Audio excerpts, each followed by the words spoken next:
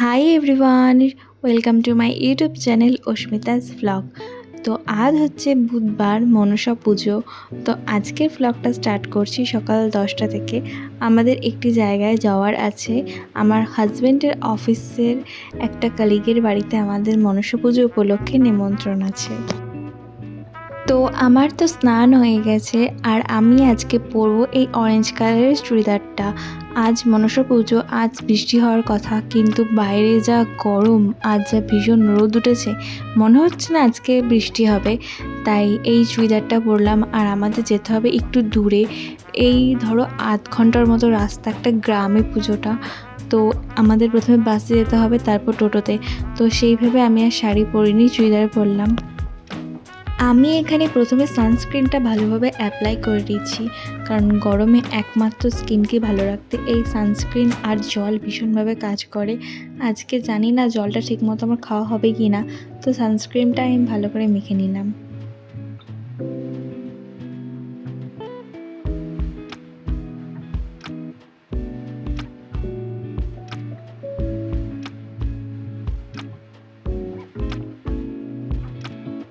তো সানস্ক্রিন এখানে আমার ভালো করে অ্যাপ্লাই করা হয়ে গেছে। তো আমি এবার ড্রেসটা চেঞ্জ করব। তো এই যে আমি চুড়িদারটা পরে নিয়েছি, আর চুলটা কি করব বুঝতে পারছি না। ভাবছি এরকম খোপা করলেই ভালো লাগবে আর আমি নিজেও কমফোর্টেবল ফিল করব। তো দেখা যাক কি করা যায়। তো এখানে আমি জাস্ট এই ফিটমির ফাউন্ডেশনটা একটুখানি অ্যাপ্লাই করব। তোমরা দেখতেই পাবে যে আমি কতটা কম, এই জাস্ট ফোঁটাখানিক অ্যাপ্লাই করব, কারণ এই গরমের মধ্যে বেশি মেকআপ করতে ভালো লাগে না। আর আমি খুব একটা মেকআপ করিও না। তোমরা যদি আমার ভিডিও দেখে থাকো তাহলে জানবে আমি উইদাউট মেকআপই সব জায়গায় যাই। ওই ভালো করে স্কিন কেয়ারটা আমার কাছে খুব ম্যাটার করে। তো আমি ভালো করে স্কিনটা কেয়ার করে নিই, ব্যাস ওই যে মুখে গ্লোটা থাকে সেই গ্লো নিয়েই আমি যাই। তো এই যে আমি কোনো পাউডার না অ্যাপ্লাই করে ডাইরেক্ট অ্যাপ্লাই করলাম ফেসেস কানাডার এই সেটিং স্প্রেটা। এই সেটিং স্প্রেটা ভীষণ ভালো, ভীষণ, মানে দেখো অ্যাপ্লাই করার পর মুখটা কতটা গ্লো করছে, আর শুকিয়ে গেলেও মুখটা এতটাই গ্লো করে। তো এটা ভীষণ একটা ম্যাজিক প্রোডাক্ট আমার কাছে। অ্যাপ্লাই করার পর আমি কিছুটা ফ্যানে শুকিয়ে নিচ্ছি, তারপরও আমি তোমাদের গ্লোটা দেখাবো। দেখো কতটা মুখটা গ্লো করছে। তো এই সেটিং স্প্রেটা আমার কাছে শেষ হয়ে গেছে, আমি আবার অর্ডার করব। তো তারপর আমি একটুখানি আইলাইনার অ্যাপ্লাই করে নেবো, কিন্তু এই আইলাইনারের ক্যাপটা আমি খুলতেই পারছিলাম না। এতটা শক্ত, আমি কীভাবে লাগালাম বুঝতে পারছি না, কিছুতেই খুলতে পারছি না। আর আমার এই ওপরে কেউ নেই যে আমি লাইনার খুলতে তাকে বলবো খুলে দাও, আমাকে আবার নিচে যেতে হবে। তো আমি আর আইলাইনার অ্যাপ্লাই করলাম না। আর আমার আইলাইনার অ্যাপ্লাই করতে খুব ভালো লাগে, কিন্তু কি করব, করতে পারলাম না। আর কাজল দিয়ে এই মুহূর্তে আর করব না, আর আইশ্যাডো দিয়েও করবো না, যদি ঘেটে যায়। এই লাইনারটা ছিল ওয়াটারপ্রুফ, একদমই ঘাটতো না, বাট কি আর করা যাবে, অ্যাপ্লাই করতে পারলাম না। তো তারপর এই যে একটা ব্রাউন কালারের শেড দিয়ে আমি লিপটা ড্র করে নিলাম। তো তারপর এই একদম হালকা করে লিপস্টিক করবো, ওই 3টে মতো দেখো নিচের লিপসে আমি অ্যাপ্লাই করলাম, আর সেটাতেই পুরো লিপে আমি দিয়ে দেবো।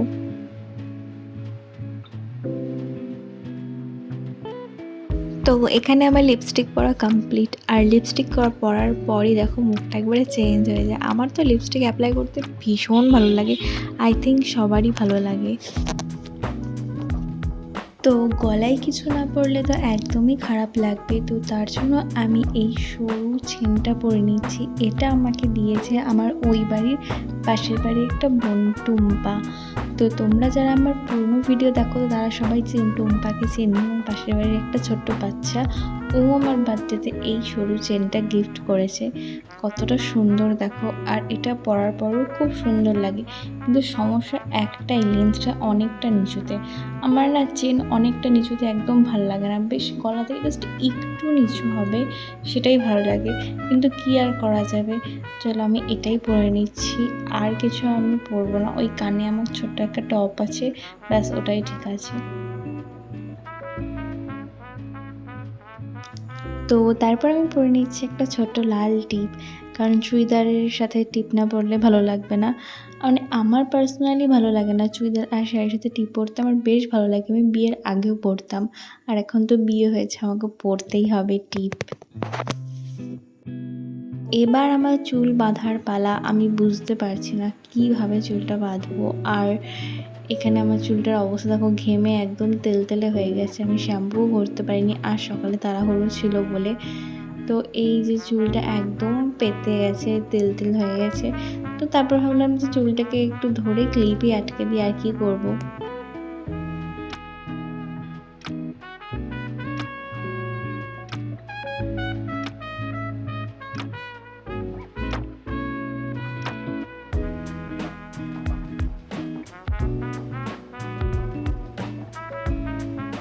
তো হয়ে গেছে আমার চুল বাঁধা কমপ্লিট। তো দেখো মোটামুটি ভালোই লাগছে। দিনের বেলা এই রোদে গরমে যাওয়ার জন্য আমি একদম মনে হচ্ছে ঠিকঠাক রেডি হয়েছি, বেশি ওভার কিছু করিনি।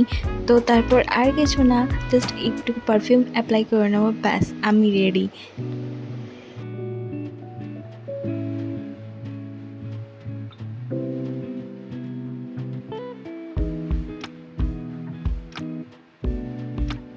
তো এই তো বেরিয়ে পড়েছি আমি, মা, বাবা টোটো ধরার জন্য। তো এই গলির শেষ মাথায় আমাদের টোটো দাঁড়ায়, তো ওখানেই আমরা টোটো ধরবো। তো টোটো ধরে চলে এসেছি আমরা একদম গোলাপবাগ মোড়, এখান থেকে আমরা বাস ধরবো।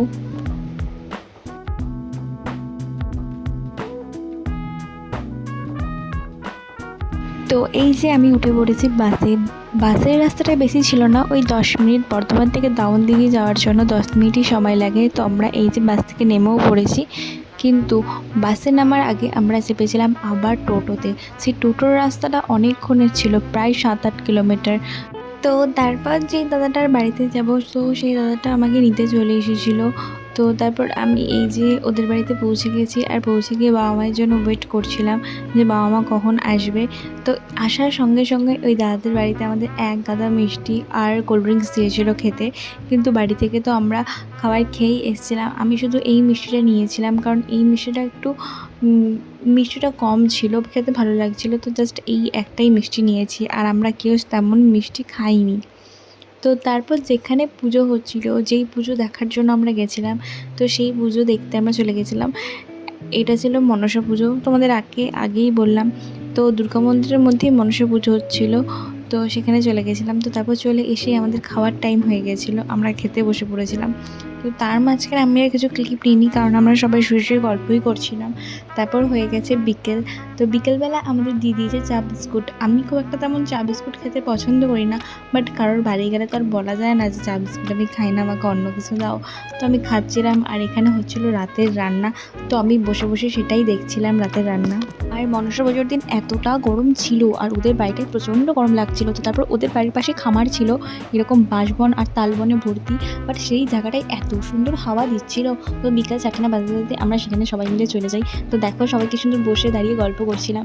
তো তারপর এই যে এদের এই তাল গাছটা দেখো, হাঁড়ি হাঁড়ি তাল হয়েছে, এত সুন্দর লাগছে তালগুলো পাকলে তো মা ওই দাদাটাকে বলেছে মাকে দেওয়ার জন্য তালের বড়া আর লুচি বানাবে। তো দেখো সবাই মিলে বসে বসে কি সুন্দর গল্প করছি। আর এই পাশে একটা পুকুর ছিল, তো সেই পুকুর দিয়ে খুব সুন্দর হাওয়া ছিল, তো সেই হাওয়াই খাচ্ছিলাম। তো তারপরে কি করেছি আর কোনো ক্লিপ নেওয়া হয়নি, কারণ প্রচণ্ড গরম ছিল। তারপরে আমরা সেমন কিছু করিও নি, বসে বসে জাস্ট ওই গল্পই করছিলাম। তো রাতের খাবার খেয়ে চলে এসেছি বাড়িতে, আর আমার অবস্থা দেখোতে সেই সকালের মেকআপ আর চুলের একদম 12টা বেজে গেছে। তো এই ছিল আজকের ভিডিও, টাটা, দেখা হচ্ছে নেক্সট ব্লগে।